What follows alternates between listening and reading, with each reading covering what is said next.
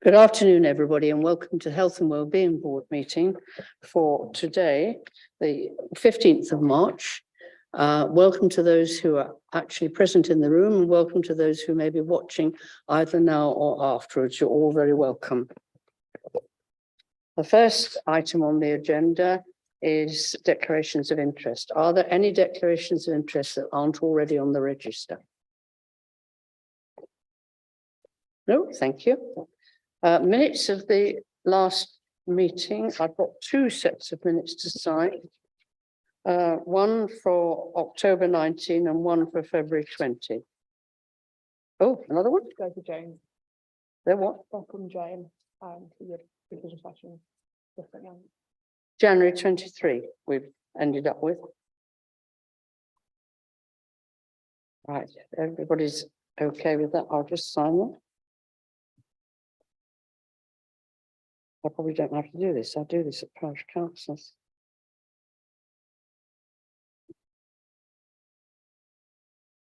Public participation. Nobody is registered to speak this afternoon.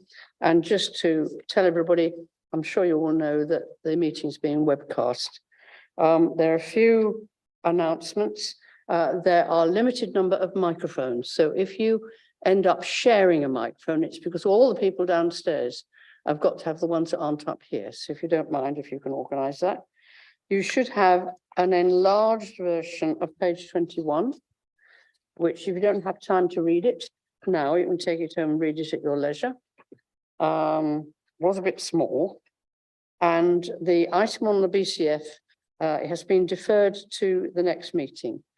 We had some difficulty in getting the right person here to present it, so we decided to defer it. Now we have apologies. Have you got the apologies, Margot?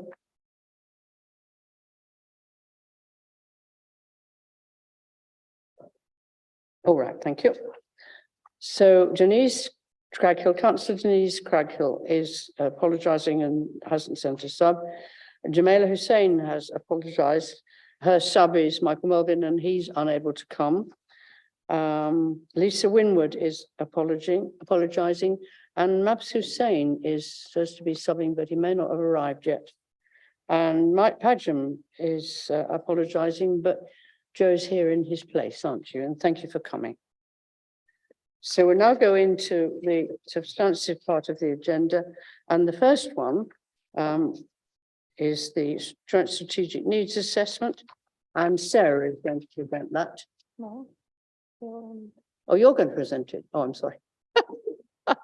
One of you is going to present it. That's okay. Thanks very much. Okay, thank you. Thanks, Peter.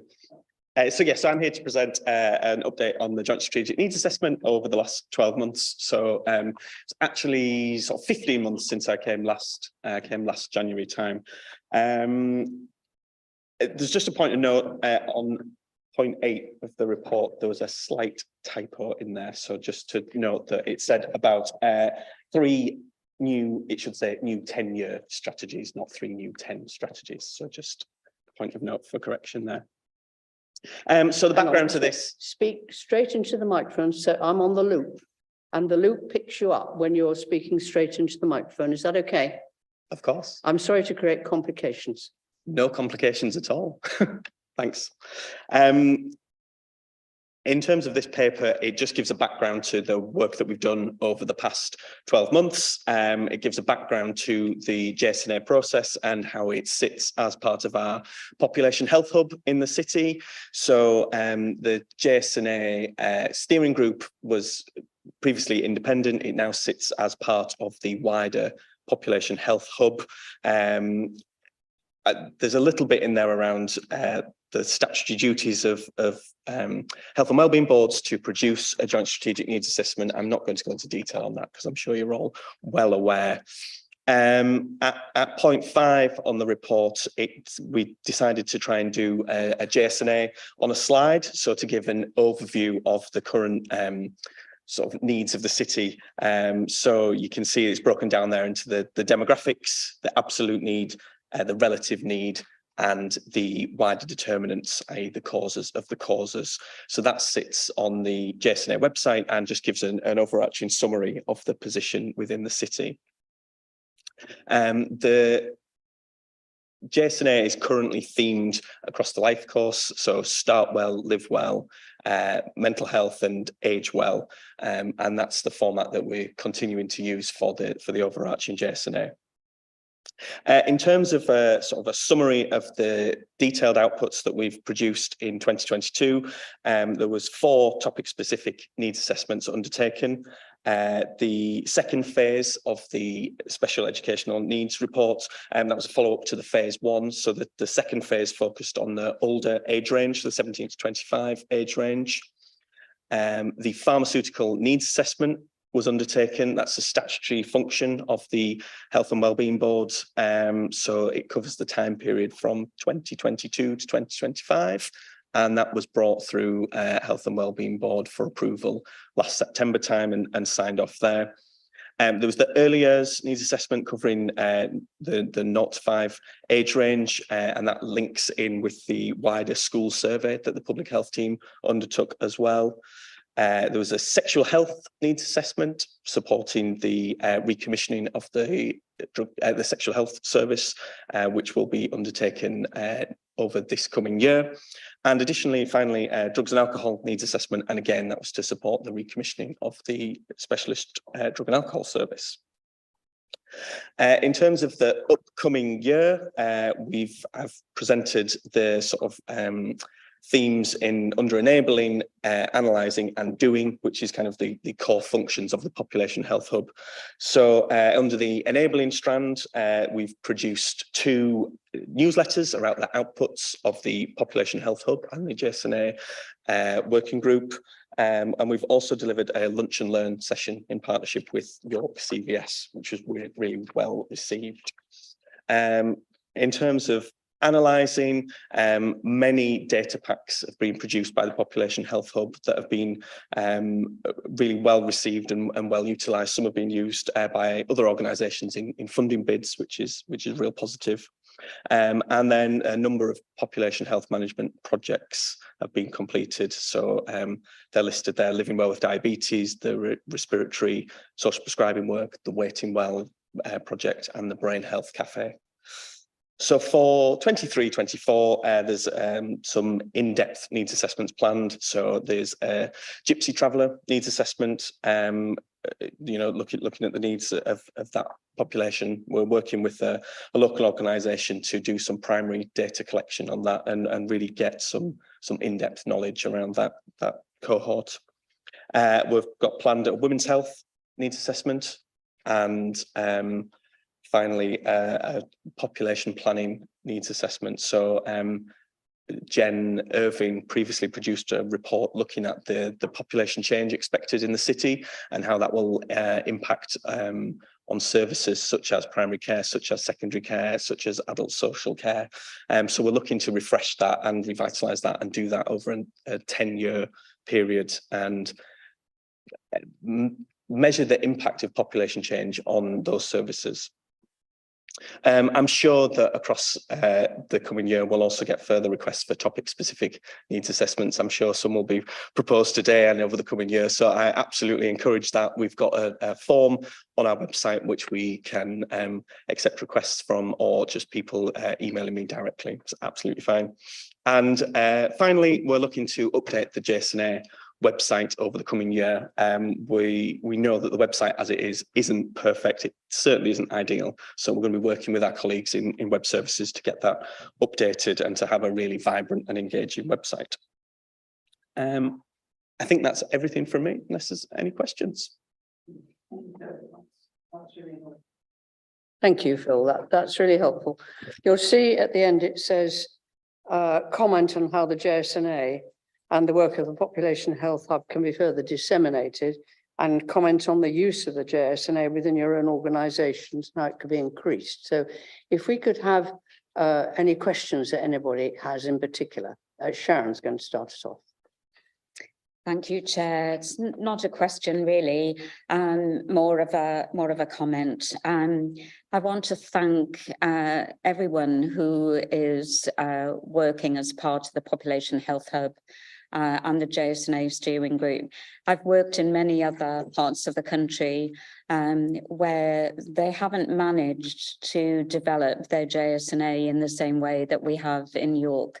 So a lot of work has been done, started before COVID, carried on during COVID, and is still going on to make the JSNA process a really useful one. I would just like to acknowledge what Phil has said in terms of the need to modernise the website and make it more user-friendly. That's certainly something that we're planning to do. The website is hosted by the council, so there'll be work with our web design team to improve the usability of that. We've had various attempts over the years at trying to raise the profile of the JSNA and encourage people to use it more. There are the newsletters that are quite widely disseminated.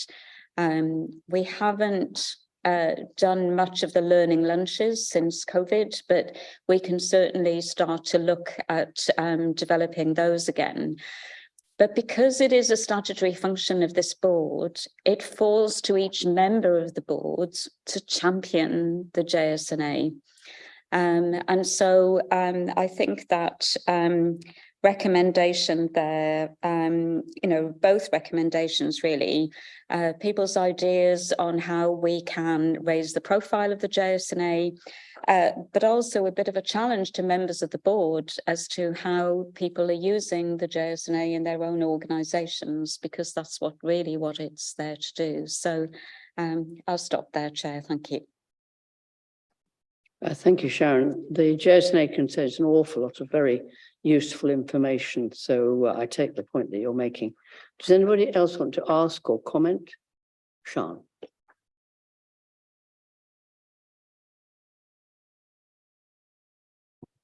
I was just going to pick up on the issue of people not using the JSNA enough. And I do think for me, there's something about the fact that it's called a JSNA or Joint Strategic Needs Assessment. And I do think there is a more user-friendly title for it. I'm not going to suggest what that would be, but actually the amount of people that I do signpost to it when they come to me saying, what do you know about this? And I go, well, have you seen this here? But if I tell them it's a JSNA, that doesn't mean anything to them. So I know we have to have a JSNA. I know it has to be called a JSNA, but I do suggest if we could find some sort of working title that we also used alongside it, that we shared with people, I think that might be quite helpful. Like, the place where you can find out stuff about York, also not snappy or catchy, but something a bit more along those lines, because I think it's not a Ron Seal label at all, is it? So that's something for Phil to take away and think about, I think, with the group. Any more comments or questions anybody has? No? Right. You've escaped lightly, Phil. Thank you very much for coming. Just going to say, Chair, are we going to let people off the hook by not asking them how they're using the JSNA in their own organisations, or shall we say that's work for further development? Presumably some people say, oh, Simon. So, well, I was going to challenge that point, actually, Sharon. I was going to say that where we should see the JSNA coming to life is in the next agenda item, which is the Health and Wellbeing Board's strategy, and in the work that we're doing as partners within the health place agenda for the City of York. So to some extent, it would be disappointing if each of us squirreled away in our own organisations and just focused on looking at the JSNA and seeing how that might impact on what we do. We need to be thinking about how it impacts on what we do collectively as a system across York. So. Yeah, I absolutely agree with that. It's got to be owned by all of us here and used by all of us here. Yes, thank you. It probably wouldn't be fair to say that the York Healthcare Collaborative, which is the group of providers that come together, York, the JSNA is our framework. So I don't know if you want to call it the Big 10, but the Big 10 on that are obviously our strategic aims, and in our report shows how we're trying to align to the JSNA. So Peter certainly brings to all our meetings a snapshot and a group of providers we discuss that and look at actually the implementation, because I think you can have strategy at a high level, but actually if it doesn't get down to the people on the ground, it is a document. So we are using it, and it is something that's living and breathing for us. Thank you. It guides where our focus should be. Yeah. Any more comments from anybody? Nope. Right, you have been warned. Go and use it in your organisation, please. Thank you very much, Phil. So we go on now to agenda item 5 on page 17. And I think this is Peter. This has a very snappy title: Framework for the Action Plan and Population Health Outcomes Monitor of the new Joint Health and Wellbeing Strategy 2022-23. Thank you, Peter. Thank you, Chair. Yeah, snappy titles are my stock and trade, it seems, this evening.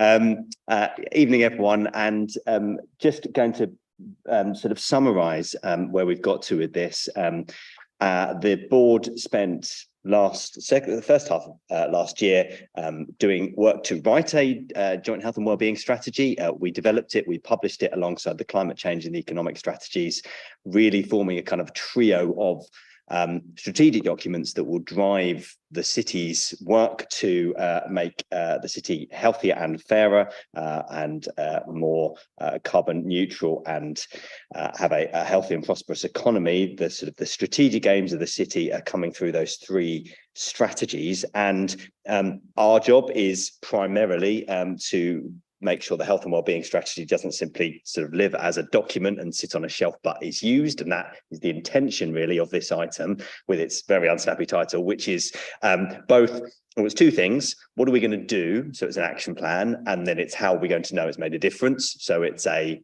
performance monitor or population health monitor. And I'll take them in turn, but I probably will concentrate most on the action plan. The action plan is aligned to the 10 goals that Emma referred to earlier on, and there are 28 actions in there. So we said last time we wanted 2 or 3 actions per goal, so we've got 2.8 actions per goal, and it's been as co-produced as we could do, I guess, with many people around the table, but also some of our colleagues working in each of our organisations, to try and make sure that it does a number of things. Yes, it covers the 10 goals, and there are actions against all the goals. But then you will see the X's in the boxes, which are to make sure that when we're doing our work to address a population health goal, like we want to reduce the number of people smoking, or we want to reduce the rates of population level loneliness, we do it in the way that matches almost our cultural ambitions, or what we'd said we do in the strategy, which are much more about the way we do things. So, for instance, becoming a health generating city, or starting our work at a younger age, because the best investment really is children and young people. Those things, we've not designed goals around them, but we've tried to make sure everything we do maps to them. That's why you've got lots of X's in boxes, hopefully to demonstrate to the board that, as well as actions against the goals, we're doing it in the way we'd said we'd do it in. And then the third thing we do is to make sure we've got a bit of leadership around it. So the Health and Wellbeing Board leadership column has a member of this board or one of their substitutes, because we recognise, often there might be substitutes or other people doing this and being held accountable for it. So it has leadership attached to each action, and then it has what we call co-benefits. So because we published this as part of a trio of strategies, we recognise that some of the things that we're doing to improve people's health and well-being will help the economy or help us achieve net zero by 2030. So you'll see the E's and the CC's map this strategy onto the economic strategy and the climate change strategy. Not every action does, probably doesn't have to, but a lot of them do. So hopefully a bit of assurance that the strategies are talking to one another, as it were. I'm not going to go through every action, you'll be glad to know, but we've tried to make them as tangible as possible. There are a number of them which have real targets within them.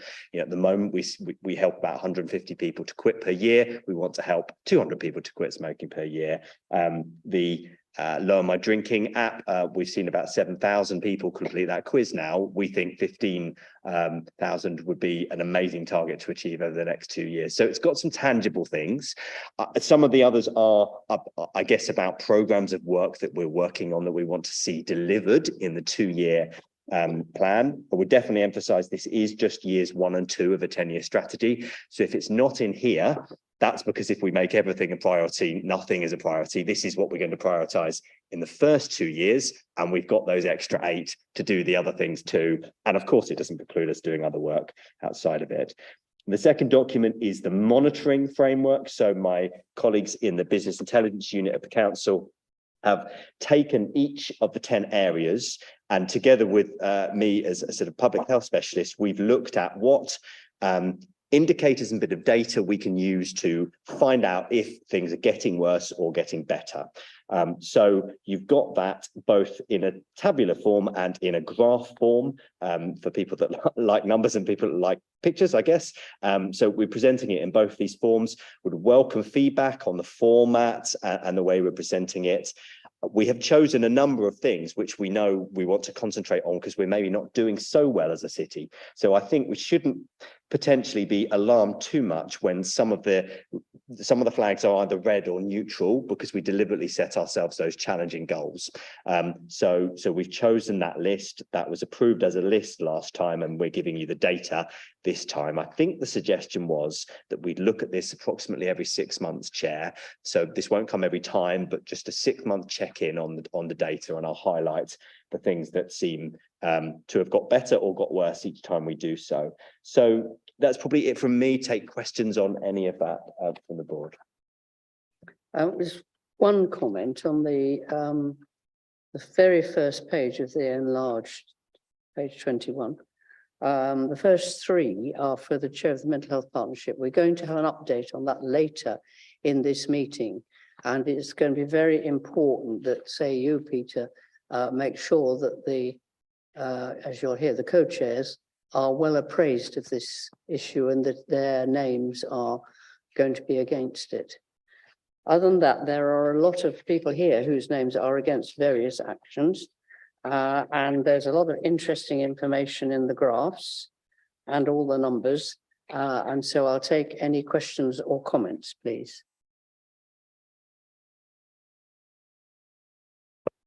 There's a couple of actions with my name against them that I don't really know much about. So can we talk about that later, Peter?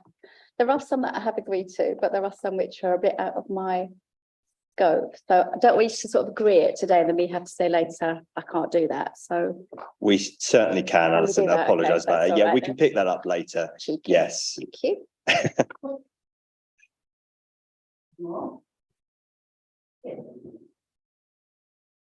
Thank you, Chair. Following on, I think representing the ward that I do, big goal number 2 is a key aspect, and so it is important that there is a named individual assigned to that, because ensuring that there are tangible outcomes for that is vital for us to demonstrate that we are one city rather than 2.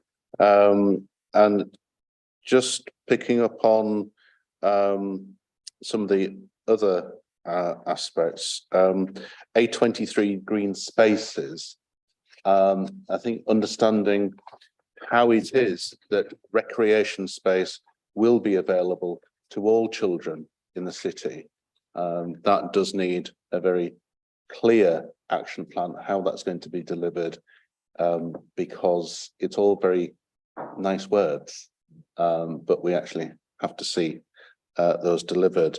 And in terms of A15, I went along to the launch of the Poverty Truth Commission. I thought it was a very interesting and challenging event to be at, and I really want to be certain that the outcomes from that will result in tangible changes to policies across partnerships. And I think that's a vital aspect of showing that this is a living document that will make a difference. But we'd like to see the steps that will be taken and how, as ward councillors, that we can all be involved in terms of community. Thank you.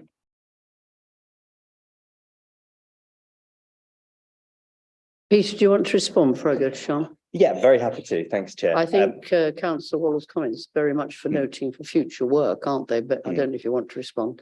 Yeah, well, I just on the green spaces, Fiona, if she were here and she's not, I guess would probably be pointing to some of the work that we are trying to do in preparation for community infrastructure levy, but even with current sort of work around Section 106, with sort of the planning teams within the council at making sure that new developments have that assessment of the health impact and the optimizing of health through, you know, multiple really sort of evidence-based and sort of many decades in the literature sort of evidence about what encourages people to use green space and how you improve access to it. So I think there's definitely a lot of work that sits underneath that, but some of these are able to be expressed in that very tangible way, and some have to put the aspiration out there that we want to do this work to ensure, but you know, the detail is quite complex. And I think when it comes to the Poverty Truth Commission, absolutely we aware that this lands at the point at which something is launching, so it's hard to necessarily say it's done and we can get the actions. But I think as it goes through, Councillor Waller, there's no reason why these actions can't be refined as they go through the next couple of years. I think what that shows is that this goes across the council, and so it should go across the council. It's not just confined to health or adult social care. It's much wider, or children for that matter. It's much wider than that. Yes, thank you. Sean. I really wanted to pick up a little bit on Councillor Waller's point, but I think Councillor Looker was waiting first. My point was just very quick, so I won't keep you long. Sorry. But I did just want to say, I think when you see them written down like this, it almost feels like for me there's a bit underpinning everything that we're talking about that isn't clearly articulated, but is kind of clearly here, which is, I still believe, and you probably expect me to say this with my Healthwatch hat on, underpinning all of this is the absolute need to make sure our community believes we are doing everything we can to put them at the heart of health and social care, that what they tell us, we hear it, we listen, we respond, and we build accordingly. So in a weird sort of way, I feel like that isn't as clear in this now that we've broken it down into what we're going to do. And I don't want us to ever lose that, because I think that is fundamental to the new integrated care work. It's fundamental to changing the nature of health and care integration. And so I just wanted to make that point really clear, that we mustn't ever lose that thread of listening to people and responding to it. Yes, you're absolutely right. The voice of the people that use the services, those who have experienced using the services, is very, very important. Yes, thank you. Janet, did you want to speak? Thank you. Yes, thank you. A number of points. I'll follow up actually. Councillor Waller's point about green spaces. It is not new developments. Go to the groves and tell me where there are places for children to play, because there aren't. There really aren't. Now the streets are no longer safe for children to play, and parents don't see the streets as places that are safe for children to play. There is no public open space that is easily accessible to a young child or their family if you live in a lot of the city centre. I mean, we can do what we like with new developments, but we can't. It's much more difficult to get the city centre right unless you take down some of the buildings, which might not be a bad thing. I remember doing a scrutiny, Carol. Oh, God, I can't remember now how long ago it was. It was when we still, as a council, had a play officer. Yeah, that will take you back a bit into history. And one of the issues, I remember we did go out and we talked to parents, and one of the issues was accessibility. And we went to talk to parents. You'll know this place is well Andrew, down Hamilton Drive, where you've got quite a significant main road, and West Bank Park sits on one side of it, and a lot of residents live on the other side of it, and they don't feel that it is safe. Their children certainly can't go to the park on their own because it's a very busy road, and getting access to some of these green spaces is difficult. I mean, you'll have that with the Grove as well. You've got Haxby Road sitting between the parks. So it is a very complicated issue, and we didn't sort it at scrutiny, but I wish you all the very best. Over the whole thing, I'm sure I'm not alone. I do find these tables extraordinarily difficult. Years and years and years of looking at performance indicators haven't made my mind any easier to find them to cope with. I would like a narrative somewhere that gives you not just boxes and little charts and going up and going down. And at least you do tell us now whether going up or down is bad, because you can't always tell.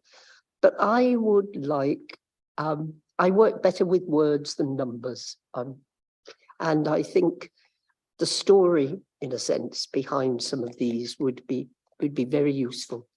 And if you can deal with reducing my anxiety levels, I shall give you a gold baton, but I can't see how you're going to do it at all. Yes.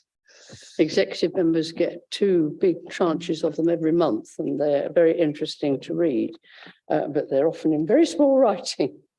But Sean wants to talk to us. Go on, Sean. Yeah, it's on a very different theme to the subject that the council just raised there. But I think just to say there's been a lot of. Oh, right, okay, sorry. Okay, thank you.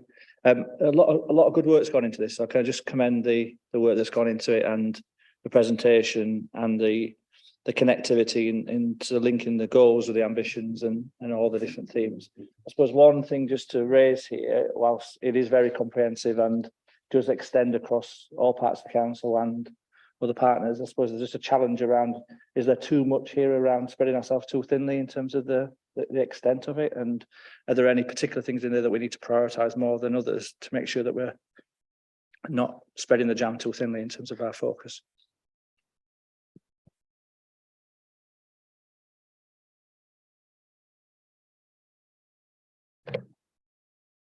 Thank you. I just wanted to mention, I think on the goal 6, in terms of the actions, I think I'm just wondering whether we can be a bit more challenging of ourselves, and particularly around children and adults potentially with special educational needs and disabilities, so neurodiversity, and the impact that neurodiversity has on mental health.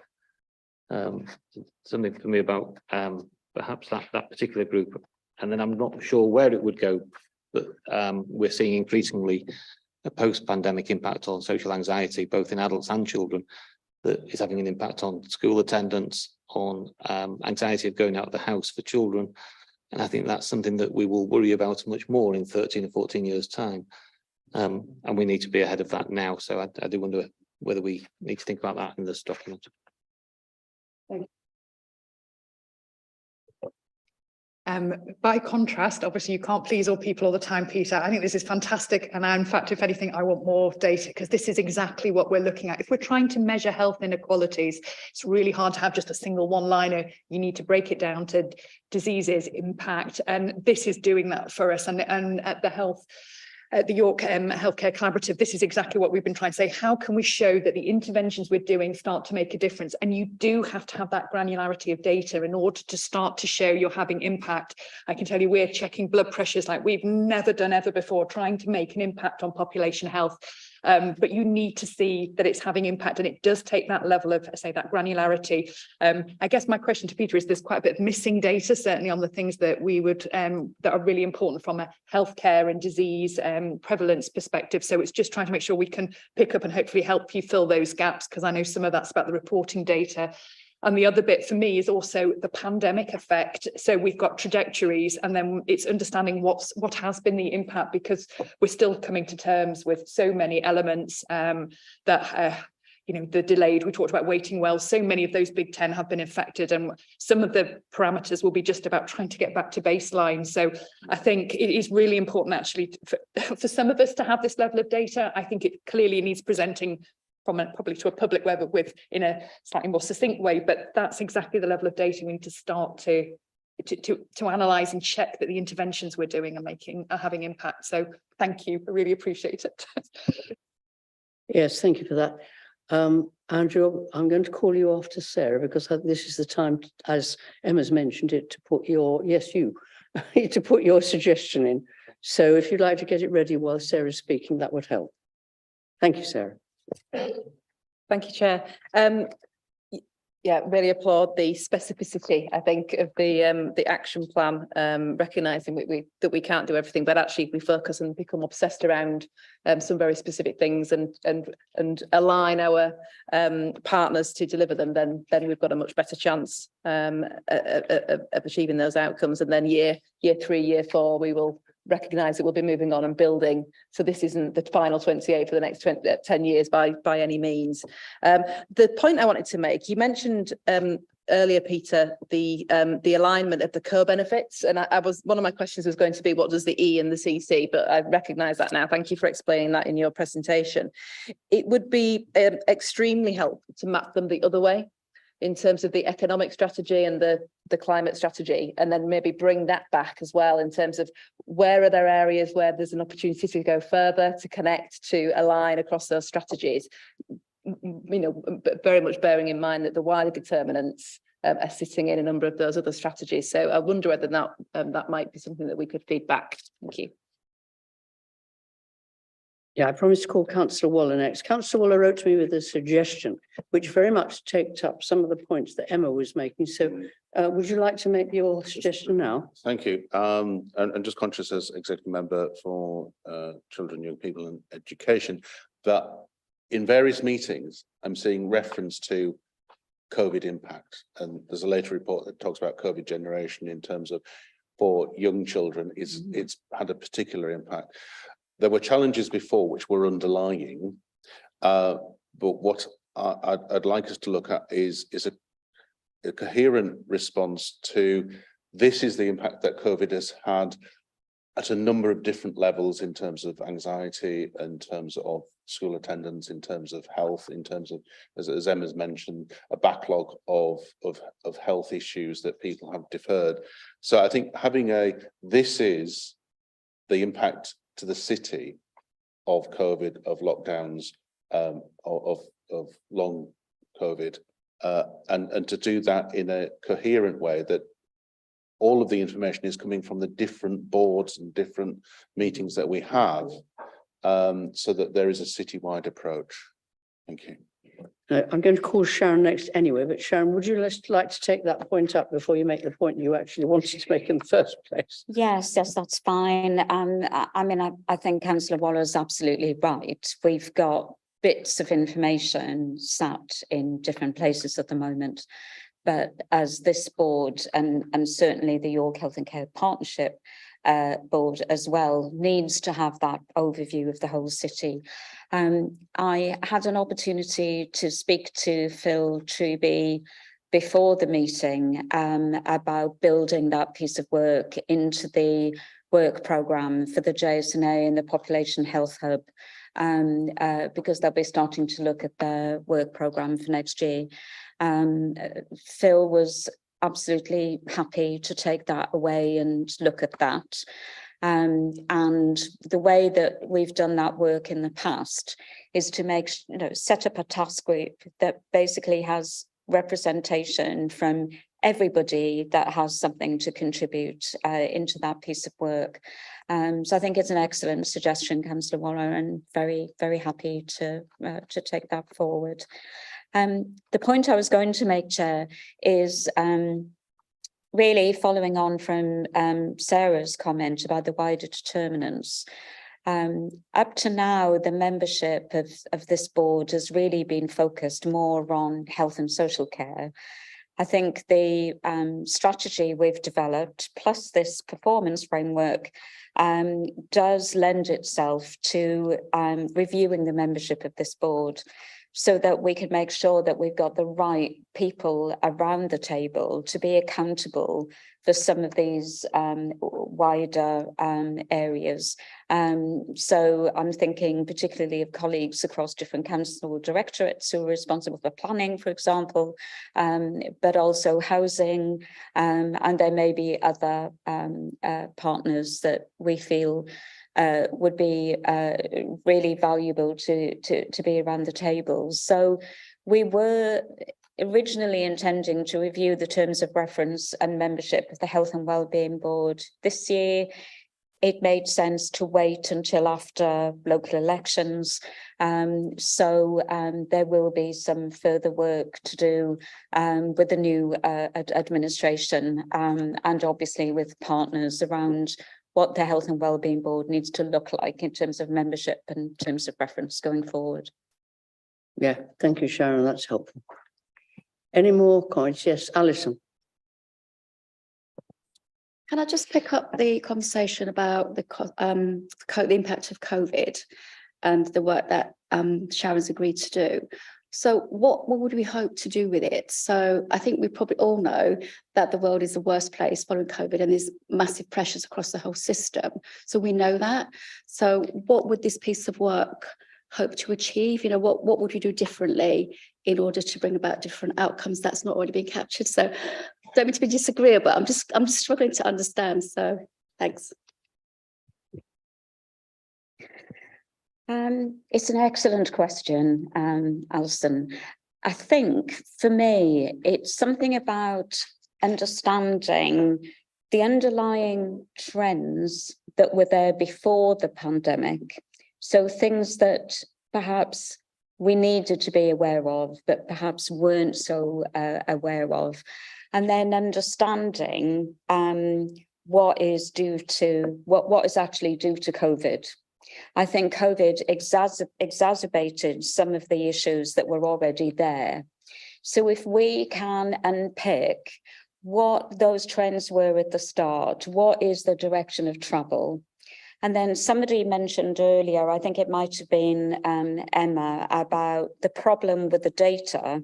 A lot of the health data is we need to understand the true impact of COVID.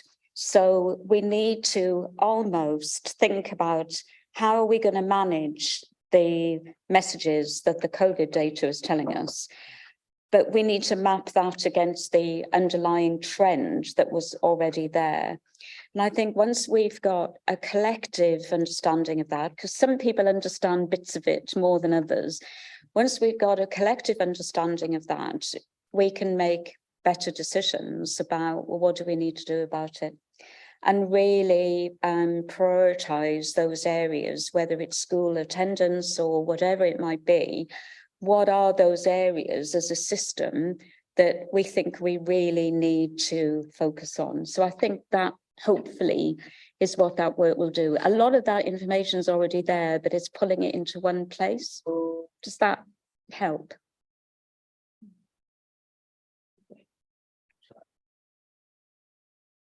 I think if I could explain, I'm seeing different groups responding to different aspects of it with finite resources. And I think if we could have a coherent look at these interventions are seeking to overcome some of the problems that we're faced. And I think this would look at the prioritization to say, actually, if we're going to get the root cause of some of these problems, it's in this area that we need to make the major investment.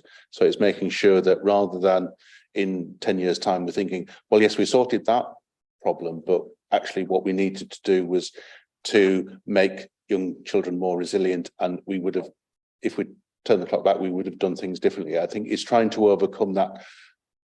Are we doing the right thing? Because everyone's growing older, and it's about, we have that chance of intervention. It's like schools are looking at the catch-up fund, and they've used it in a way to help them achieve the key stage results that they're obliged to get. But actually, you might say, oh, well, what we'd really need for this cohort of children is some additional targeted intervention that will, in the long term, help them to become more effective individuals and a more successful economy. But you've got to get it right at that time. And I want us to solve this in a holistic way rather than serial timeline, because that takes too long. Thank you.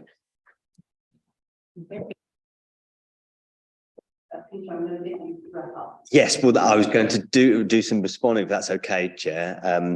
Yeah, and really briefly, and apologies, a lot of points there, which I can't necessarily say I'll pick up absolutely every one of them. I'm really happy to get any sort of emails after today's discussion. On Councillor Lucas' point about narrative, absolutely, I think we can look to include that on the report next time. So there's a really good summary from a narrative perspective on the data as well as the numbers.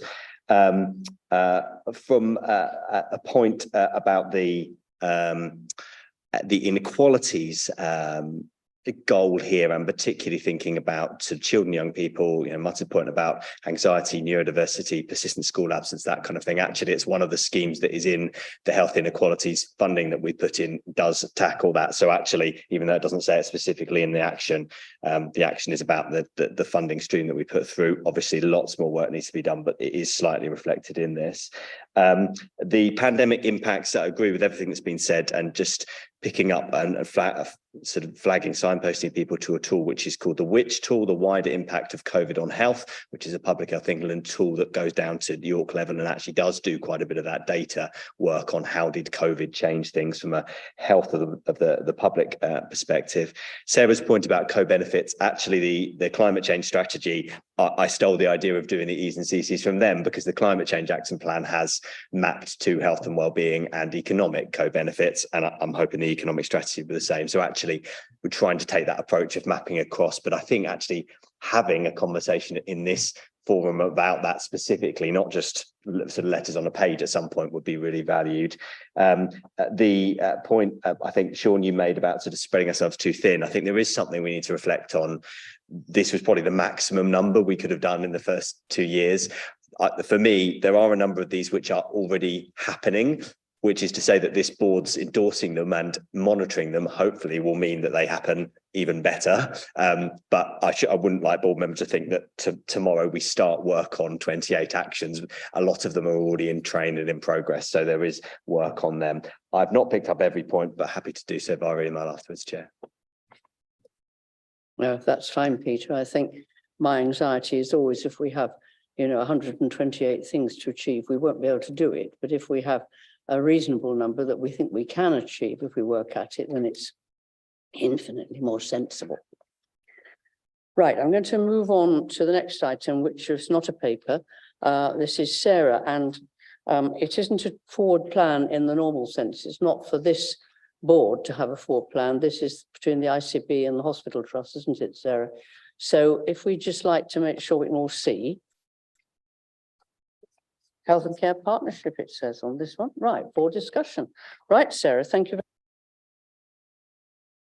Thank you very much, Chair, and hopefully you can all see the presentation. So this is you'll remember at the last meeting in January, I presented the strategy of the new Humber and North Yorkshire integrated care system that we call our Health and Care Partnership.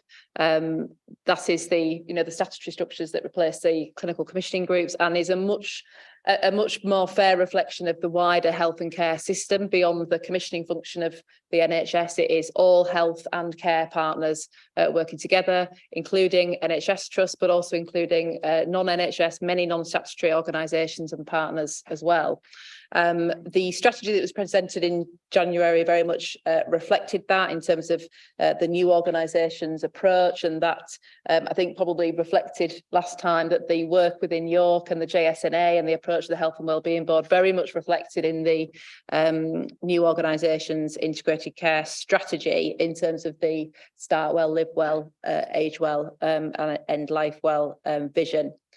So today is the starting to bring together, it's in its very early stages, but bringing together the response as a result of that strategy that has been developed in the last few months. So this is the response from the health and care partners, particularly the NHS, in terms of its responsibilities in terms of health and care planning for the next 5 years. Forgot to click. So in terms of just setting out then the sort of statutory nature is this. So this is a statutory duty placed on the integrated care boards, but very much a joint endeavour across those partners and in partnership with local government. And we'll describe how we arrange and provide our services to meet the needs of the population. And just again, touching on the JSNAs, every JSNA across each of the 6 local authority areas was a key foundation in terms of developing the strategy, and then consequently the joint forward plan that's been developed from that.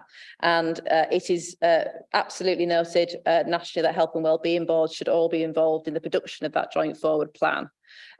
Given where we are, so just to give you a sense of this is the first Health and Wellbeing Board that's receiving this joint forward plan. In fact, the strategy was only signed up, I think, at the last one just a few weeks ago. So we're kind of ahead of the game. So the downside with that is that the plan is very much in its very earliest stages, because we've been in that phase just for the last few weeks in terms of developing that.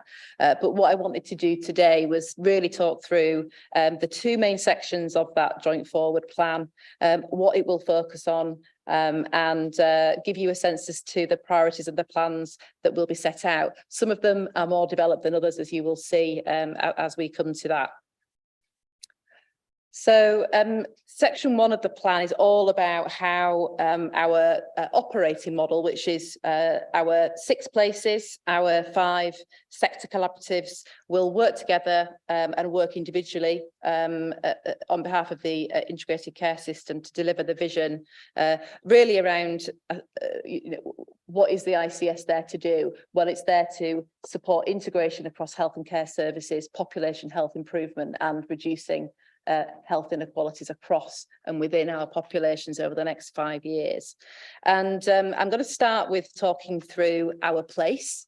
So each place is contributing to the joint forward plan, and that is all about what within our local area can we do by working across all of our partners, all of our provider partners, and with local government through integration locally to deliver better services and better health for our population.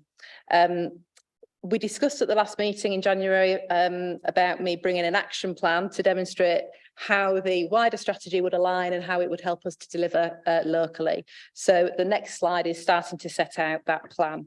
And it is anchored, I think, in the Health and Wellbeing Board, in particular the 6 ambitions of the strategy.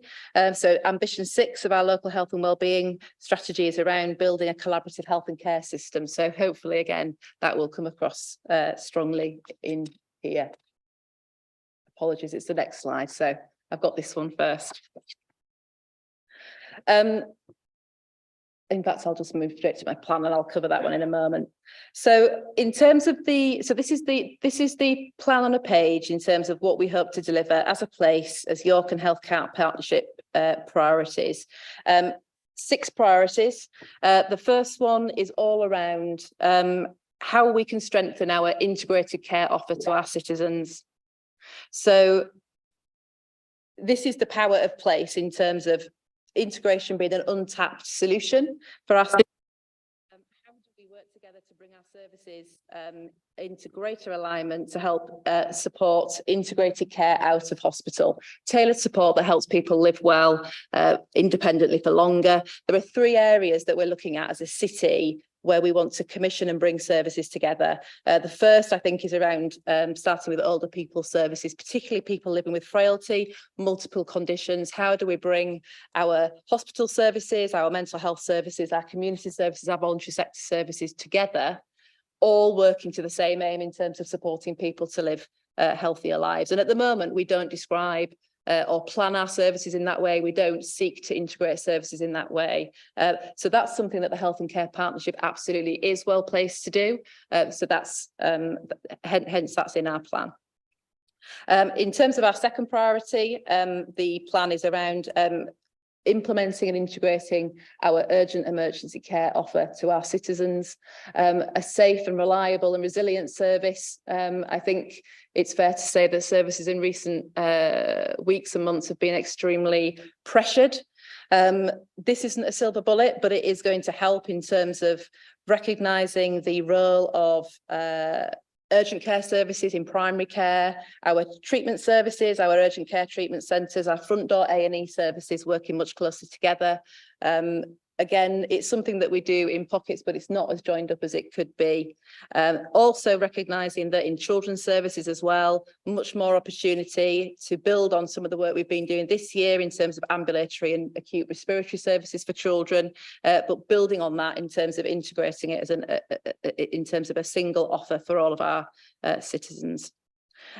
Priority 3 focused around developing shared care models for our citizens around primary and secondary care interfaces. So this is around referrals for elective care. We have, again, really strong primary care in the city, but how do we work together better as partners now that we have primary care and acute hospitals around the table in terms of our York Health and Care partnership to deliver much more seamless models. So instead of handoffs between GP and acute trust, how do we work and support the patient to be at the centre of that with a more shared care model rather than a sense of GP and outpatient model.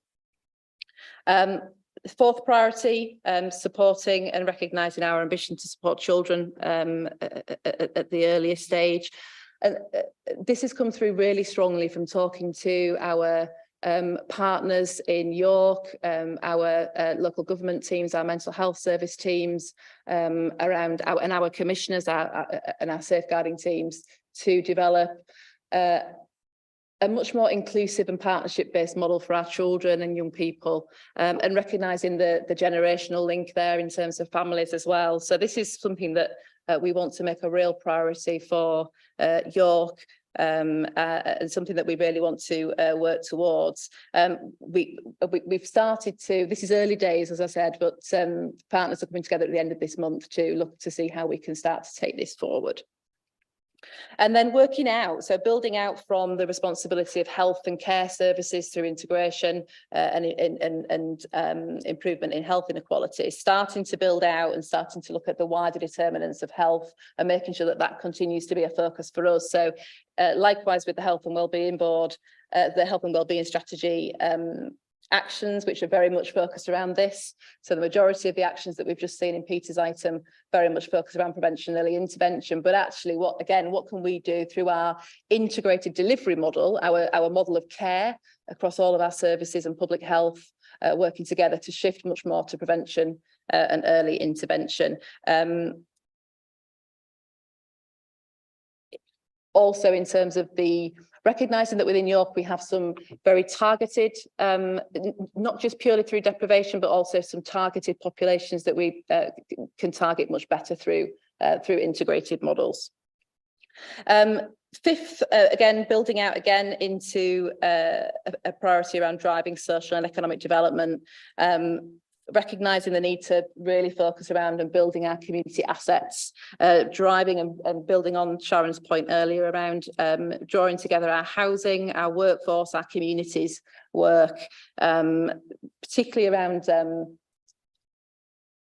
of the roles that we see in education, thinking about the how we can start to build some of our clinical placements, working with our education universities and starting to think about how the courses that we're offering to local students and thinking about how we can build those to be much more integrated around the needs of populations rather than necessarily diseases and conditions, and right from the early stage in education, supporting our workforce to work much more closely together, because we tend to build in these silos right from early on in terms of training in health and care.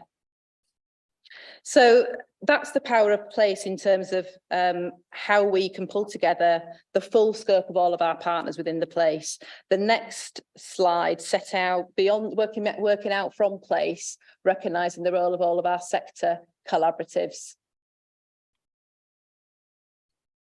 So bearing in mind that the Integrated Care Board's joint forward plan is across all areas, across Humber and North Yorkshire. What I've talked about putting front and centre around place, there is also a need clearly to recognise the core offer and the role of core services to deliver the NHS plan to improve the health of the population. So Our collaboratives within the Integrated Care Board, we have 5 of them, each focus on a different sector. And I've just set out for you here just to see the areas of work that our collaboratives will be focusing on. And again, this is very high level at the moment, but it just gives you an idea about what to expect in the future NHS plans. So in terms of the community sector, focusing around working at scale across all health and social care service providers across Humber and North Yorkshire, around community providers, working around and supporting admission avoidance, how community provision throughout hospital can support discharge, support people to leave hospital when they're ready, and maintain independence for longer, with less of a reliance around hospital services. We are very lucky, I think, and fairly unique as an integrated care system to have such a well-developed voluntary community and social enterprise sector collaborative. I know Alison is very well involved in this, and particularly around how the voluntary sector and how we can support the voluntary sector as NHS commissioners and system-wide leaders to really capitalise on the role that the voluntary sector has to play and contribute to integration and population health improvement. So that support in terms of the wider system development is absolutely key there. In terms of primary care, core primary care is an absolute priority for Humber and North Yorkshire, and we have a primary care collaborative that brings together all primary care networks, but also community pharmacy and dental and optometry as well. So broader than primary care, broader than general practice, but general practice absolutely is a focus. So you can see there the priorities in terms of growing the workforce, more multidisciplinary teams, additional roles, learning from each other across general practices, many independent businesses, but the collaborative supports those practices to work together and to scale up when that's right. Access is a major focus in terms of supporting to meet the changing needs, building on some of the recovery that we're starting to recover, and build on some of the ways that we can meet the additional demand generated following COVID. And there are a number of plans already in place to continue to increase the number of appointments available through that multi-professional working and investment. Mental health, learning disability and autism is another collaborative across Humber and North Yorkshire, continuing to focus to deliver the NHS long-term plan with a focus around community mental health, urgent care mental health, perinatal maternal mental health, children and young people, and also the learning and disabilities and autism transformation that continues. And then finally, the collaborative of acute providers has also come together, and Simon, my colleague Simon, is a member of the collaborative of acute providers with a number of clinical programmes reflecting the priorities to address recovery of cancer services, planned care services, urgent emergency care and diagnostic services, with a number of clinical support programmes as well in place to tackle health inequalities, to make sure that we're using absolutely every bit of resource we can, thinking about how we use that precious workforce differently to maximise the impact for patients. So following on from the place plans and the collaboratives plans, there are also a number of areas in the Joint Forward plan that will be addressing the needs of specific groups. So some of the areas of work that are also in development around a number of areas are set out as follows. So we have, again, very lucky to have fairly unique in having a population health and prevention executive committee. And that is working together with our public health colleagues in particular around public health at scale programmes where we can make best bang for buck. So for example, a tobacco programme, and Peter may want to share some comments around that in terms of working together at scale where we can tackle prevention to reduce inequalities across our system. Specialised services also are due to come into the Integrated Care Board from, I hesitate to say because the date may change, but in terms of the from April 2023, we've entered into a joint working arrangement with our fellow Integrated Care Boards in South Yorkshire and West Yorkshire, and also with NHS England, working together to look at how we can commission the very specialised services differently. That's across acute and mental health services. Not all services will come into the Integrated Care Board. Some are still of such a low volume that it makes sense to do them at a regional or a national scale. But what that's hoped to do is to join up the pathways end to end for a greater number of services. We also have a specific plan around children and young people, and again, these are all Humber and North Yorkshire wide. And you can see the priorities there in terms of diabetes care, epilepsy services, asthma services, increasing access to dental services, end-of-life care services, early support and intervention for children, urgent and emergency care, personalised care, and maternity and neonatal care as well sits in there.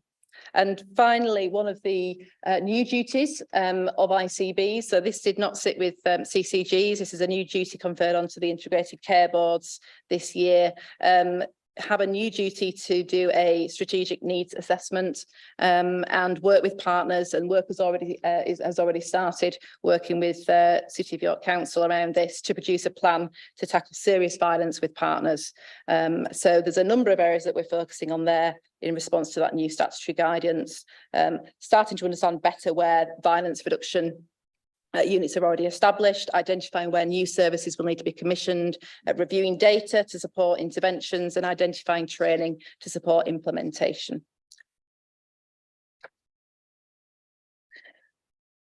So that was, believe it or not, just a whistle-stop tour through section 1 of our plan. I'm not intending to talk for too much longer.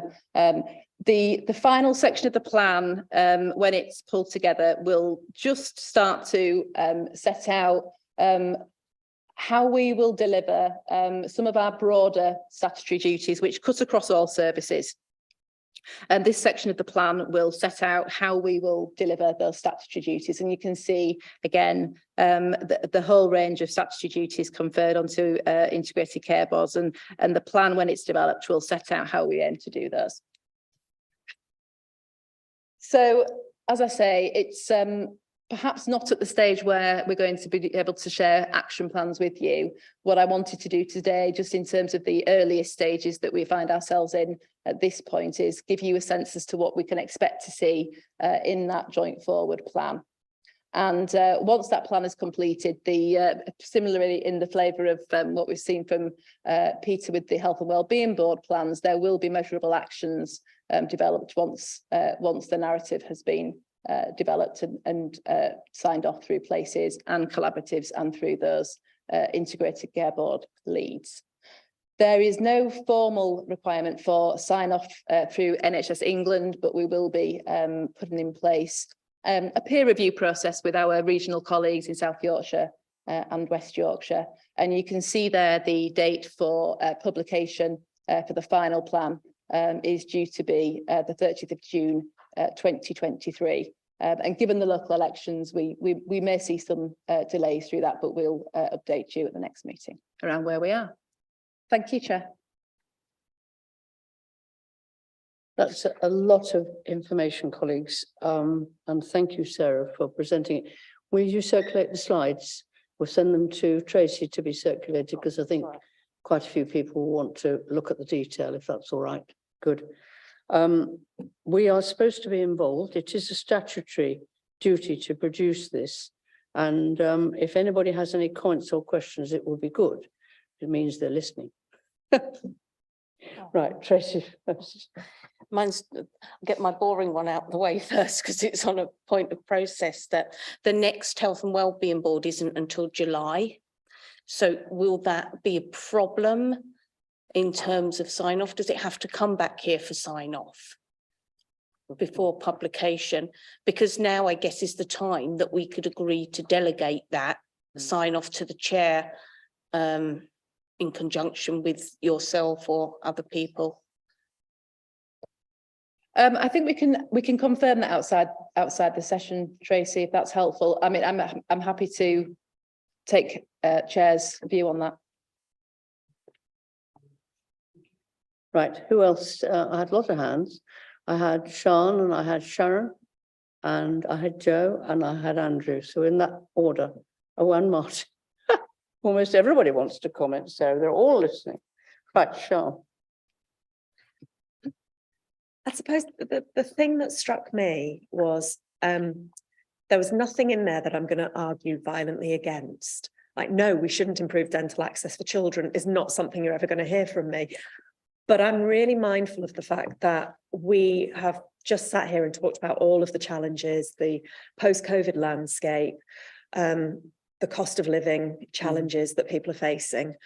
And I suppose there's a question mark for me in terms of our ambitions and how we stop ourselves doing anything unhelpful in terms of if we have challenges around resource, if we have challenges around capacity, if we have challenges around demand outstripping supply, which I think it would be fair to say we have universally across every bit of the system.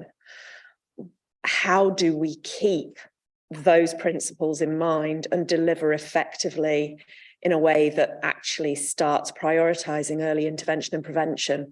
Because at the minute, our default position is still, there's a crisis, we'll need to deal with the crisis. And that is actually preventing us doing prevention.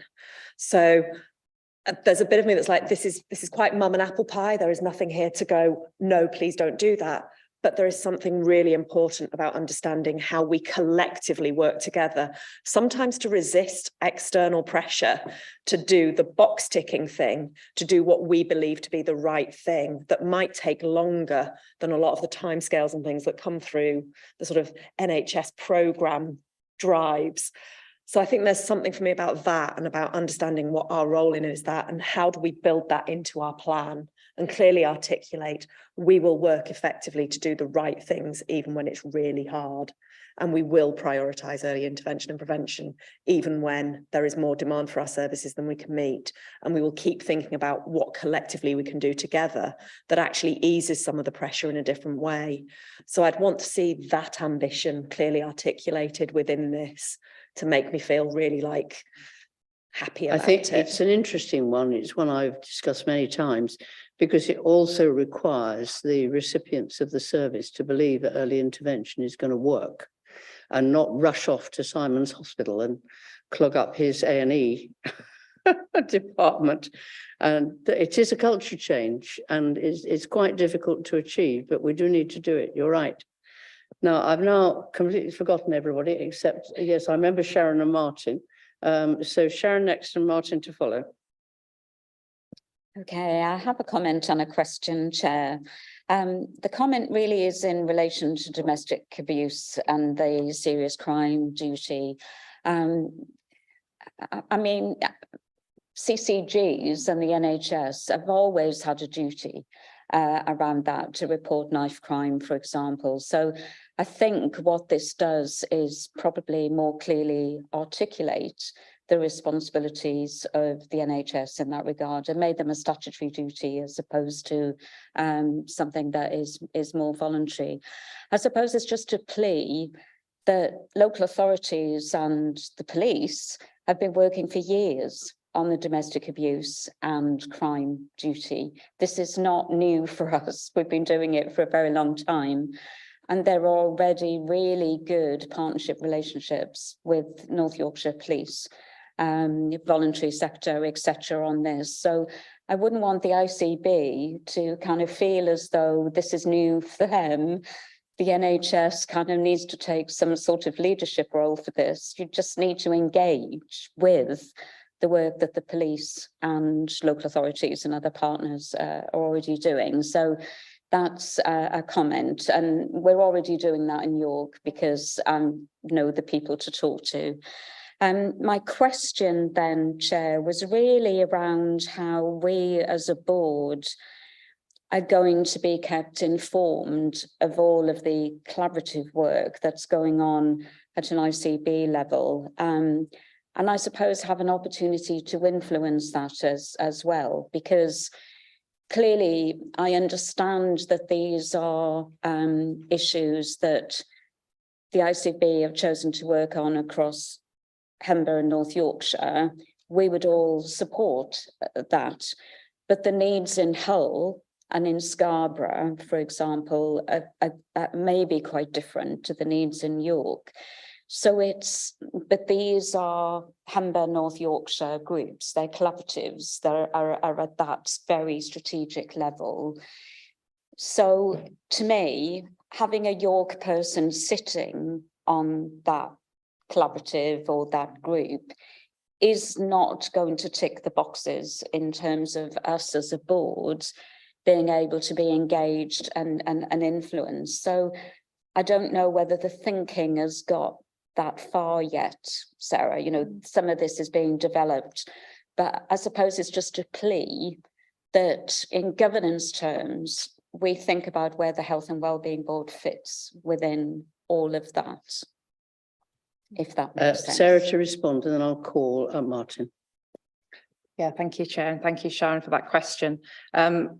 And apologies earlier, I skipped over one of the slides in favour of focusing on the train of thought that I had at that moment in time.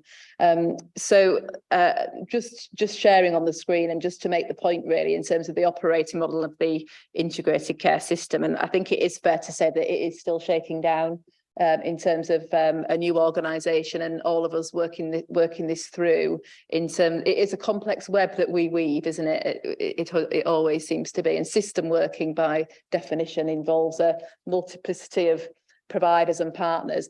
However, what I would say, and I'll just draw your attention to, is the right-hand side of the slide that you hopefully can see in terms of yes, we have 5 sector collaboratives, and yes, we have 6 places, as you can see there, but every member of a collaborative is also a member of place, and that's something that we will do really well to remember. And through our place partnership, so our York Health and Care Partnership Board, each member understands they're a member of a collaborative. I think we have more work to do though as a partnership to really be explicit about that. It's something that we've started to talk about. So for example, Alison to my right being a member of the Voluntary Sector Collaborative, and Simon being a member of the Collaborative of Acute Providers, and likewise with the partners around the table, bringing items for discussion through to our local place-based board, but also feeding back the local priorities, the needs of the population, through to the collaborative conversations.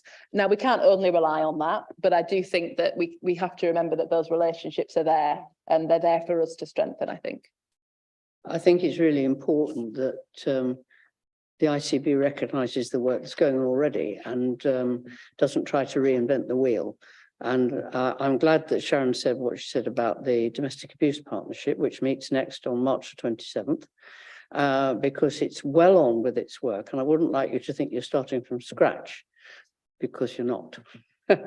And if we can collaborate and make sure we exchange information, that's a very productive way of working. Martin. Thank you. It was just a comment on that. There's a strand, obviously, around mental health, which is a very specific strand.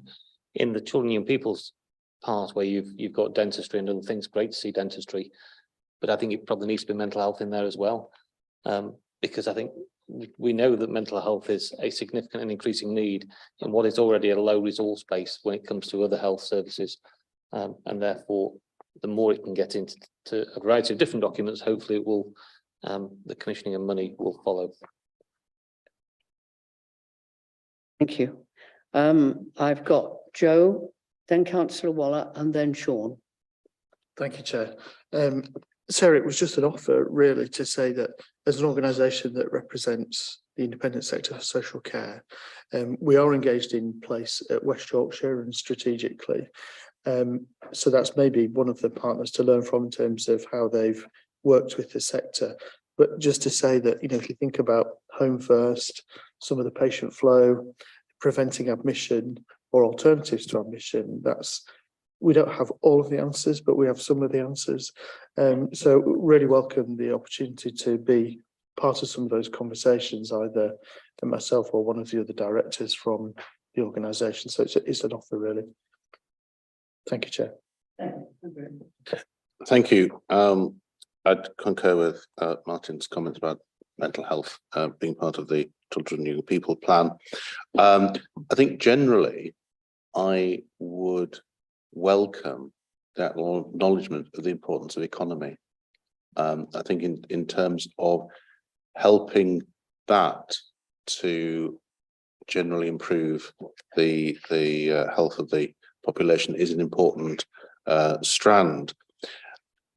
Zooming in on the issues that residents frequently raise, access to dental services for children and increase in appointments available, GPs, those are critical. And I think we need regular updates on what is being done to address that, because there is very little else in terms of health that people raise with such a regularity. Quite right. Thank you. Sean. Yeah, thank you, Chair. Just want to pick up on Sharon's comment about the strategy and the links. I mean, first and foremost, it is relatively early days around this, and clearly the ICB has only been established since July the 1st, and this is a first iteration of this process. But I think the important thing here is that this is a dovetailing of the 6 Health and Wellbeing Board strategies. The York one we've just heard about earlier, to be fair. So then you'll need to dovetail together so that this is absolutely some of the parts of the 6 across the whole of the ICB. There's also a key important role here for each local authority to connect in with that process. And Jonathan Owen, the chair of East Riding, the Health and Wellbeing Board, is the local government rep on both the ICB, and he co-chairs the ICP. So there's a real important role there proactively for him to take that forward and to link in with each of the chairs like yourself for this. And absolutely on the issue around the domestic abuse, I think the statutory duty is just to make sure that that is higher profile than it was previously, and the duty is to work very closely with police, council and the Police and Crime Commissioner on that particular issue. So just to clarify on that issue. Thank you, Sean. Any more comments? Yes, Simon. Just, I mean, there is a lot of information there, isn't there? But 2 points really. One is related to a point that Sean was making. Your first slide, of course, was referring to the conversations we've been having as a York Health and Care partnership about the priorities that we want to focus on. So what we and the majority of people who sit around this table sit on that health and care partnership. What we do need to do is find a way of aligning those priorities to the 6 ambitions and the 10 big goals, because if they're not aligned, if there isn't a relationship, then we're making I think there can be, but I don't know that we're as explicit as we could be in doing that. So that's something that we need to do.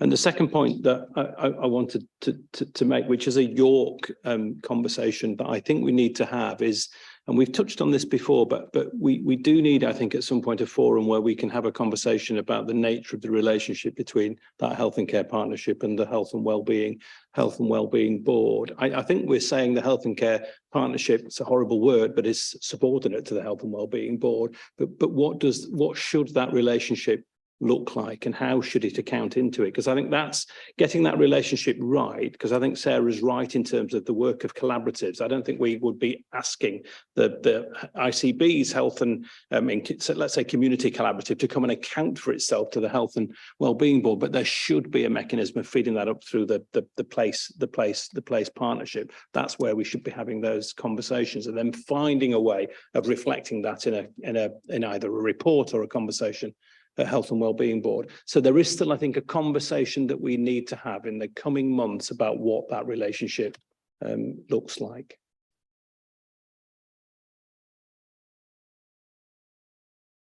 I just wanted to leap on the back of that point and say, and if we're not clear about what it is, imagine being a member of the public trying to understand it at the moment. So I think it would be helpful as well to be able to articulate to the public that there is still a route through this board to bring issues to us, to talk to us about things, and we need to go out and explain how they can have conversations with the place board through us. So yeah. Yeah, I mean, I absolutely agree with both those points, and you know, that's another reason I think why we delayed reviewing the terms of reference for this board. There's the local election, but also we needed some clarity over the wider system working to really understand how we want this board to function for York. I suppose one of the key issues that I don't want us to lose as a Health and Wellbeing Board is that we're accountable to the population of York. It's a subcommittee of the council, but we are accountable to our residents. It's a public meeting. Members of the public can come and speak, they can ask questions, they can hold us as a board accountable. And so for me, we mustn't lose sight of that, because the York Health and Care Partnership doesn't have those same responsibilities that we have as a statutory board.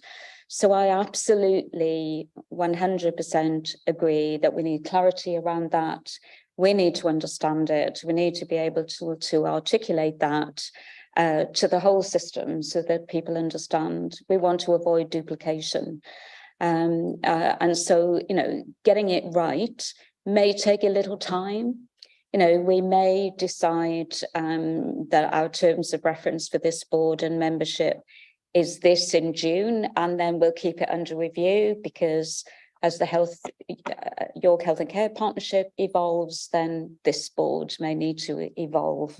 It's going to be a work in progress, I think, but just not to lose sight of that statutory purpose of the board. It's accountable to the council, but the council is accountable to its constituents, which are the citizens of York.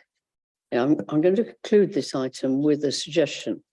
I think this is a workshop item, and I would like to suggest to the officers, who will definitely be here after the election, let alone the members who might be or might not, that there is a workshop which looks at this relationship, taking up the points that Simon's just made, and that will do two things. It will focus on something that's actually very important, and we'll need you there, I think, Sarah, when it's arranged, and it will also help that new board, when it's established, to gel. People be able to talk to each other informally, because our workshops are not broadcast. The outcome is, but not the actual workshop itself, because it's a lot of people all talking in small groups at the same time, and you couldn't webcast that, I'm afraid. So if people like Sharon and Tracy can bear that in mind for after the election for the newly established Health and Wellbeing Board, I think it might be quite a useful discussion to have. Thank you. Thank you, everybody, for contributing. Is it you making music? No, perhaps it's him. Right, now we're going on to an update on the Children's Mental Health Report to the Health and Wellbeing Board in November, and this is Sian.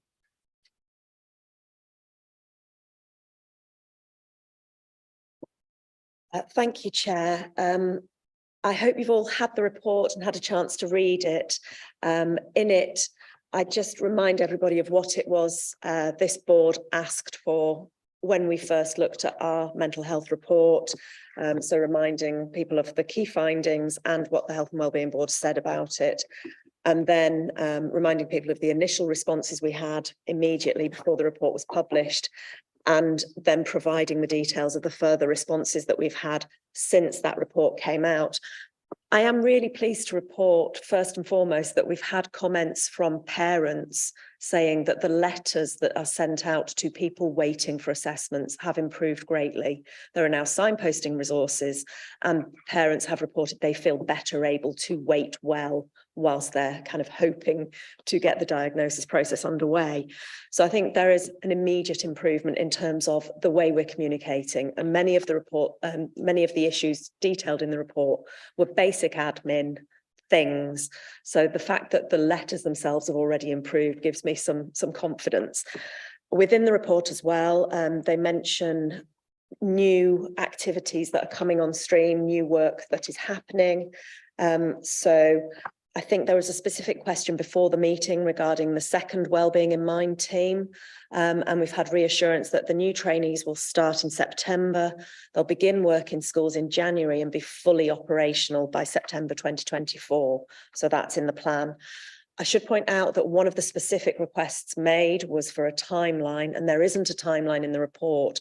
There are mentions of different time scales, but there isn't anything that lays that out. So if that is something that is required, the board will need to write back to CHUV and request that.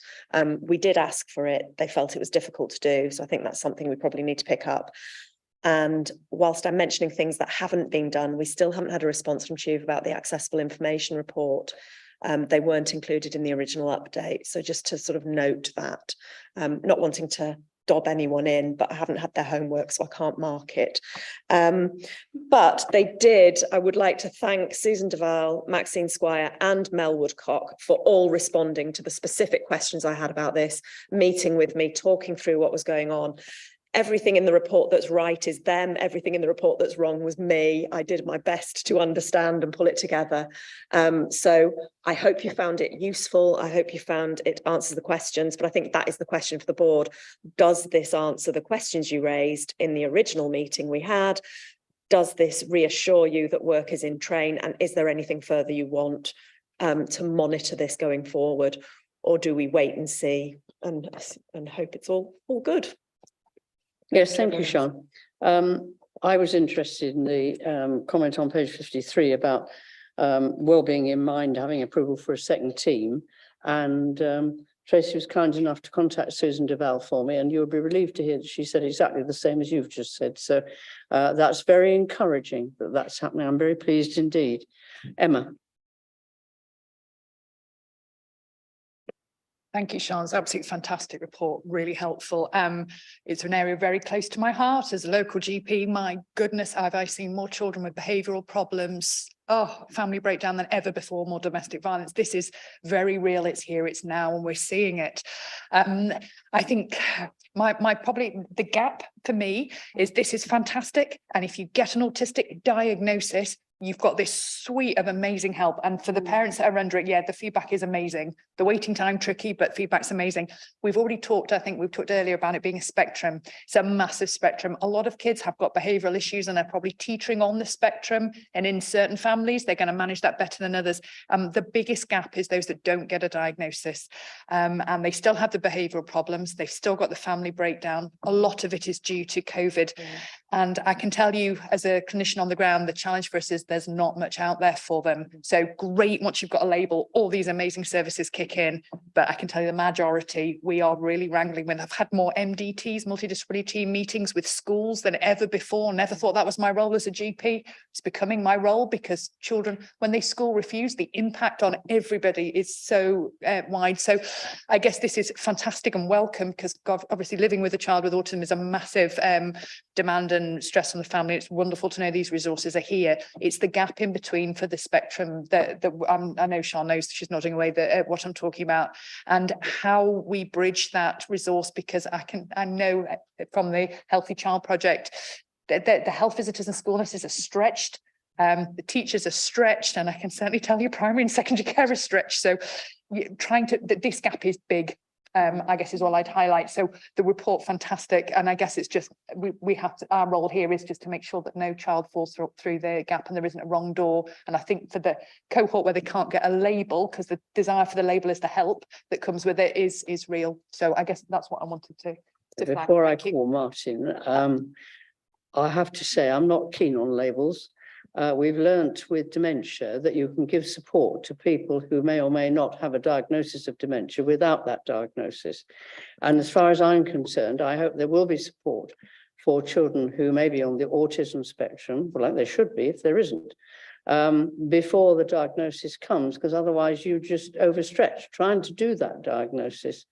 Sian, you can comment, but I've got Martin now waiting. Just before you go to Martin, I wanted to absolutely agree with that. And I think there is a major challenge that probably isn't as clearly articulated as it needs to be in here, which is the gap between the theory of the I Thrive model and the reality of trying to get help for your child. And if we will not help people without a diagnosis, no wonder people want a diagnosis.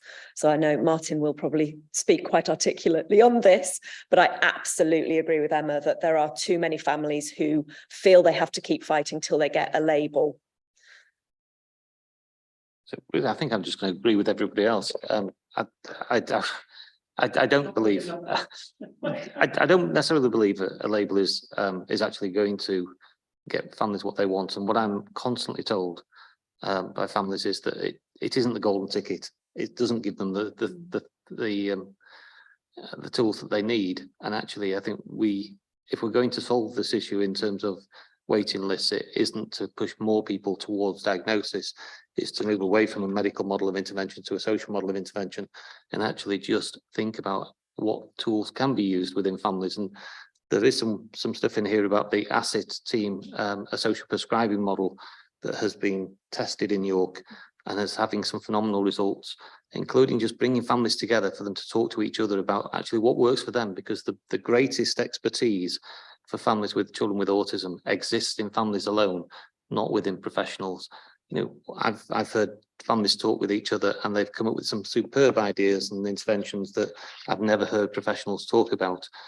So of course, for some families, the diagnosis is important, but we need to try and reduce that demand by ensuring we have a social model of intervention.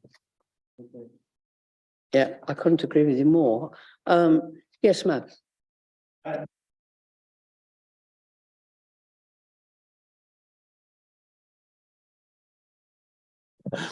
I'm Brian Carr, Care Group Director from CHUV. So just in response to Sharon, obviously, the team have worked with you in response to the report and the recommendations made. And we apologise that we haven't got you this accessible information response yet, but it's sat within various corporate departments, but we will get that sorted and to you.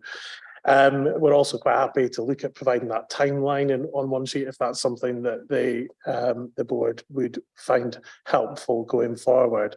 And I think just to add, our commitment as part of our business priorities next year, aligned with some of what's been presented already, that commitment to working and supporting the development and implementation and embedding of I Thrive across the area is very much what our services are aiming for over the coming months.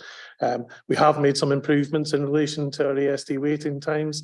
They've significantly improved. I mean, we've gone from the 315 days to 150 days on average, but that's still a long time to wait if you're a family in need. But absolutely, it's that wider system support and wider meeting people's needs rather than looking at diagnosis alone. Yes, thank you for that. Sean, you wanted to comment? Yeah, I think this is a really good piece of work. I think it reflects a number of different things and picks up a number of things that we've been talking about today. So firstly, the need for us to shift the dial around prevention, because ideally you wouldn't need specialist services to be accessed. But clearly, as we've talked about already, that needs some significant work to move that forward. Secondly, the importance of the role of Healthwatch in flagging issues that are coming and represented from patients and service users and the difficulty, and then the role of the Health and Wellbeing Board in taking that on and using that as a vehicle. Sorry. Yeah, okay. In bringing all the partners together to get a response in the way that you've had, I think it's probably first example in many ways. So I think the lobbying role of Healthwatch in bringing a number of people together in relation to that, as we've mentioned, getting the timeline, I think is probably an appropriate next step to try and get that clarification. And I think the issue here is there anything further we can do from here to address some of the issues that have been flagged in the responses that you've had, as well as the responses that perhaps could have been a bit better. So just a few reflections. Thank you, Sean. Andrew and then Sarah. Thank you. Very briefly, I'd like to thank Sean for the updated report. I think it really does answer the questions that we were raising when we asked it to go back. I'm pleased that you got the voice of parents. I think that's really important, and I hope that you got the voice of schools as well. I did push them to respond to say, you keep telling me this, get it into the system so that we can respond to that. And I think the issue that Emma raised about the importance, people see it as the goal. What's really important for all partners is to show that there are other levels of support that actually might be more appropriate. But if all is seen as the one solution, then that's where the driver goes. And I think it's important that parents understand that actually something else is actually of benefit.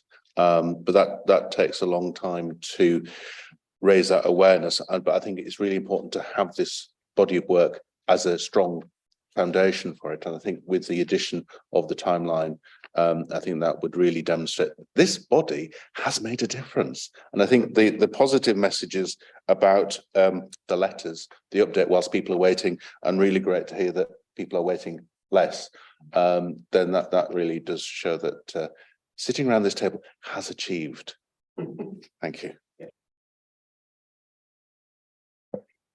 Right. Oh, Sarah, and you're going to be the last speaker. Thank you, Chair. I just wanted to pick up on a couple of the questions, particularly Sean's. That was the reason I elected to speak. So, I mean, just in terms of the report, again, I mean, I read the report. I really want to congratulate you on the quality of the report, and very pleased to see the responses that you've had. And it's the responses that then make the report even greater, isn't it, in terms of being able to take that forward. I suppose that's what I wanted to pick up on in terms of Sean's question about how do we actually bring the agencies together.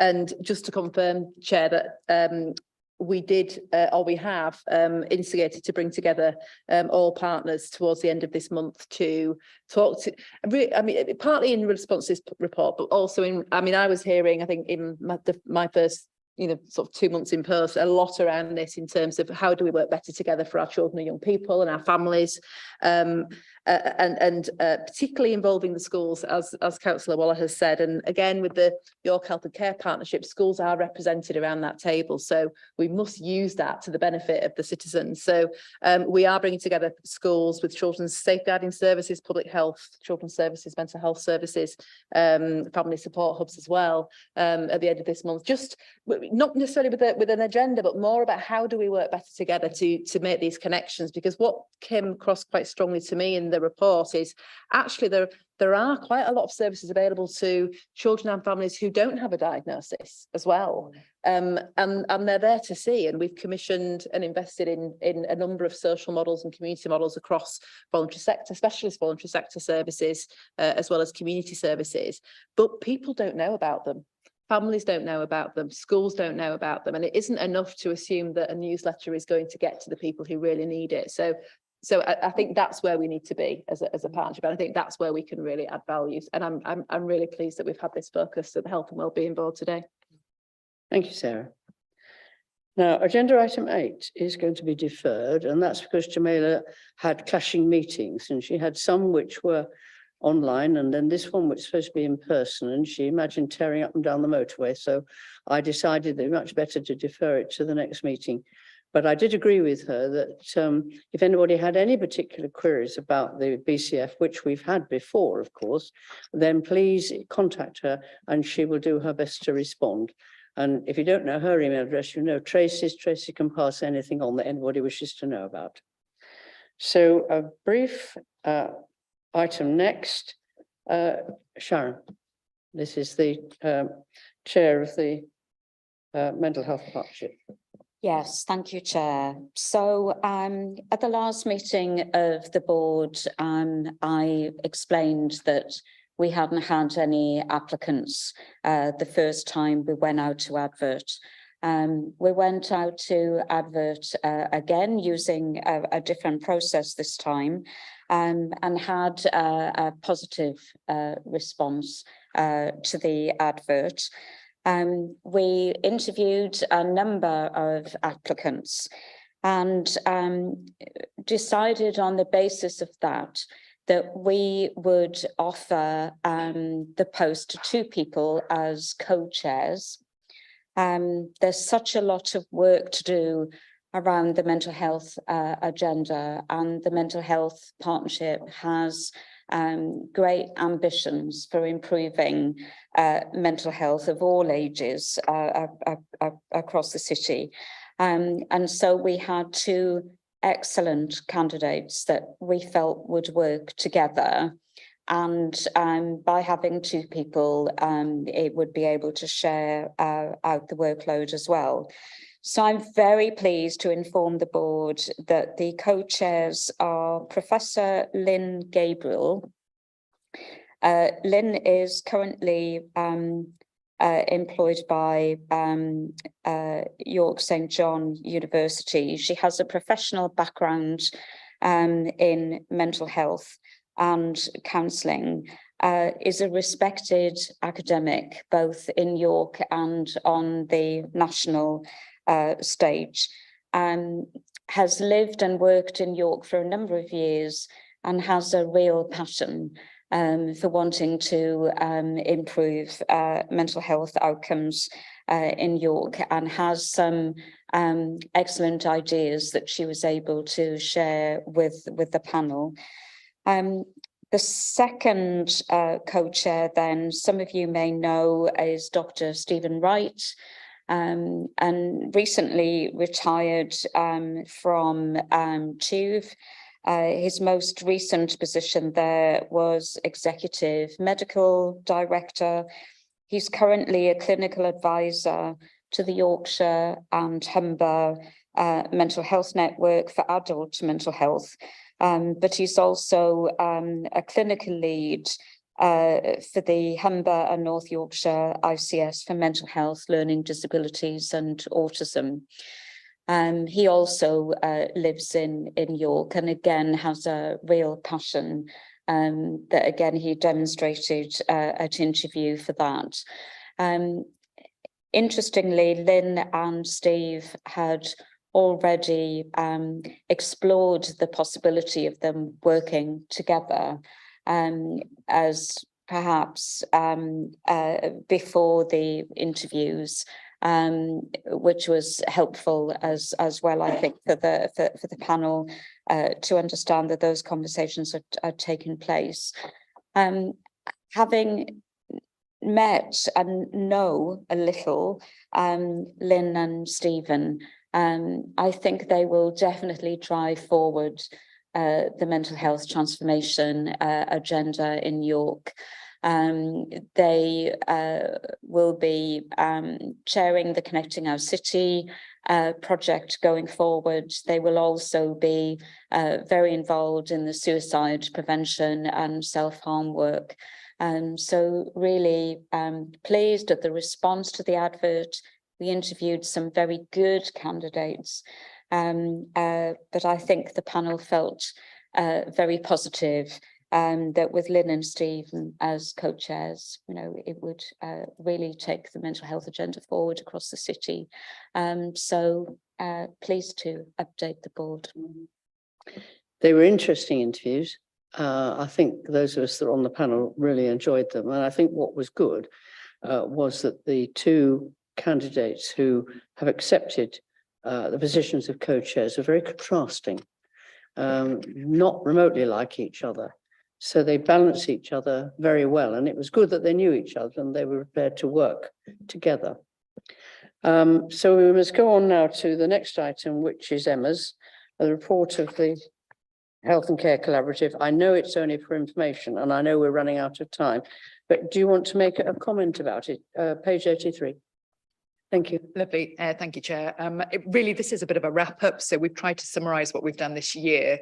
I probably already interjected several times, but during Peter's talk, obviously we talked about the Big 10, and the Big 10 goals. Obviously, we've aligned to the York Healthcare Collaborative. So I guess it's just the board ratifying that you're happy that we focus on the Big 10. And I think we get under the bonnet of each one of those and actually look at the metrics. And we're trying to see how we collaboratively work together to actually deliver some of these improvements and what the real barriers are, because it's a really challenging environment at the moment in healthcare, just if you didn't know.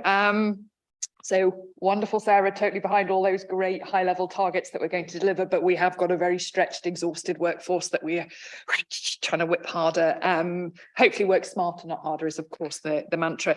But fundamentally, obviously, we want to try and deliver. We know health inequalities are widening rather than reducing. So the purpose of the York Healthcare Collaborative is it's a voluntary group. People come of their own volition, but we are still very well represented from all the key community providers in York. So, I mean, I hope just if you've had a quick look through some of the things we've done some really great deprivation workshops, again, trying to look at how, you know, we've talked about this great information saying Sian's report, how do you get it to the ground to the people that actually need to receive that? And that's who we've got on the ground, is the providers and the people who are actually involved in delivering the care. So I think we've looked at several initiatives and where we can actually see delivery of change. So hopefully we'll continue to feed it back through the Health and Wellbeing Board, and over the next, we're sort of planning the agenda for this coming year, and just trying to make sure it aligns with both obviously the York Place Board, the Health and Wellbeing Board, and that we're aligning it. But I think the metrics that Peter provided are probably most valuable to us. So it's because if we're going to track changes and try and raise awareness and get organisations working together, there's nothing like the power of showing improvement to keep people on track. So for us, that data is really key. So hopefully this is just a snapshot of what we've done this year, reporting back to you, and then just sort of showing that we're aligning to the Health and Wellbeing Board strategy going forward. Thank you. Evidence-based, really, really important. The numbers may be difficult sometimes, and the narrative is always valuable, but we have to work on an evidence base. Unless there are any urgent questions to Emma, I shall pass on to our other report for information, which is yours, Sian. And this is about listening to people living with dementia. Yes, Chair. I don't need to say very much. It is for information only. Just wanted to make sure that those voices that we'd captured were properly reported and brought to the board. Should also say as well, there isn't an action plan yet included in this, but my understanding is Sheila Fletcher has been working hard on that. It is now in draft form, and once it is ready, she will bring it to the Health and Wellbeing Board. We have had some public questions about the dementia action plan, so I think that the sooner we can get that in a form we can share, the better. But this is just to let people know that was the things that fed into the dementia strategy that haven't previously been reported, and it's great that the strategy is now in place. I think the action plan is really important, and I realise that Sheila will have been working on it, Sheila Fletcher, and I think I don't know when it's due to be ready, Sian, but it would be good to circulate it to people, because obviously the board may be recomposed, as it were, after the election. But I think those here who received the first report on dementia, where you couldn't get the voice of people with dementia because of the lockdown, would be very interested to see what comes out of the action plan. Yes, Sharon. Just to make board members aware, there is a dementia strategy steering group, which Jamila Hussein chairs. I'm a member of that. Some other partners are members of that as well. So the action plan has not been signed off. It's still in development. It'll be signed off by the Dementia Strategy Steering Group, and then it'll come here. But just to reassure board members, there is a lot of work that's going on around this. And obviously Jamila will keep the board cited on progress with that. Big and important topic, and I think the medics are understanding it better now, perhaps than they ever have before. But I still go back to what I said about labels. I know Dementia Forward will help people who may have dementia but haven't got that label, and I'm really pleased that they do, because they and their families, just like children with autism who may have autism or may not, they need help and support, preferably from very knowledgeable people. And the work that those voluntary organisations do is really, really important. Yeah. Any comments anybody wants to make before we finish? No? Yes. Sorry, just one last thing. I haven't brought it here, but I was delighted to see that our submission to the Health Select Committee came up the first bit. It's the first one you find if you follow the link to the Health Select Committee dentistry evidence. So if any of you want the latest roundup on dentistry from us, I don't know if we're first because I overly smashed the word count by about double what they were asking for, but there was a lot to say, so I have. So if anyone wants an update on dentistry, it's there. Please follow the link and have a read. It's not any less depressing than the last few times I've spoken about dentistry, but I'll keep banging that drum. Yeah, it's really important. I hope Sarah's had your report on dentistry because it's a very, very important document. And I'm sure Sarah will produce a magic wand and solve it, but probably not overnight because it is a very big problem. Right, I'd like to thank everybody for coming tonight and for all their contributions. Everybody's spoken, which is absolutely fantastic. And to thank those people watching and listening, and to welcome you hopefully to another Health and Wellbeing Board in July. Did you say, Sharon, the next one? Yes, about then, after May anyway. July. So thank you, everybody.